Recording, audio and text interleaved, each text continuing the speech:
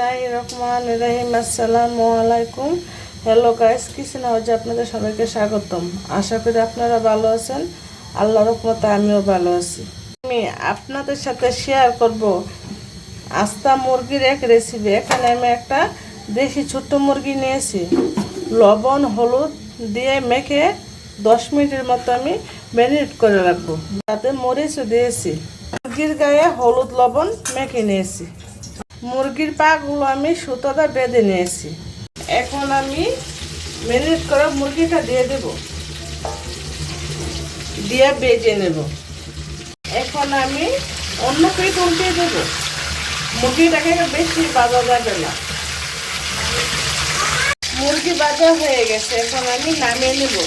দেখেন মশলা কত সুন্দর মুরগিটা ভাজা হয়ে গেছে। মুরগিটা নামানোর পরে এখন আমি পেঁয়াজ আর পেঁয়াজ বেলেন্ডা করা ছিল অল্প দিয়েছি। এখন পেঁয়াজগুলোকে আমি বেজে নেব। আমি গরম মশলা দিয়ে দিলাম।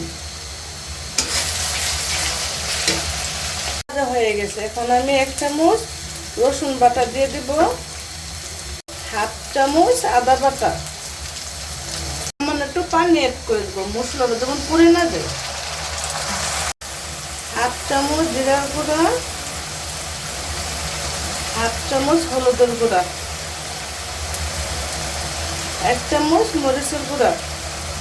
একটা মশলা বানিয়েছি, এখানে কিশমিশ দিয়েছি 5-6টার মতো, টক দই দিয়েছি 1/2 কাপ, তারপরে চীনা বাদাম দিয়েছি 1/2 কাপের মতো, আর সাথে দিয়েছি পেঁয়াজ বেরেস্তা দিয়ে ব্লেন্ডার করে একটা মশলা বানিয়েছি। এখন আমি এর সাথে দিয়ে দিলাম পরিমাণ মতো লবণ। 5-6 মিনিটের মতো মশলাটাকে আমি ভালো করে কষিয়ে নেব। কষানো হয়ে গেছে, দেখেন মশলা মশলা কালারটা কত সুন্দর হয়েছে। এখন এর মধ্যে আমি মুরগিটাকে দিয়ে দেব। আমি মুরগিটাকে ডেকে 15 মিনিটের মতো কষিয়ে নেব। মুরগি কষানো হয়ে গেছে, এখন আমি ঝোল অ্যাড করে দেবো। মুরগিটাকে আমি দুনো পিঠে উল্টে পাল্টে কষিয়েছি। এখন আমি পরিমাণ মতো ঝোল অ্যাড করে দিলাম।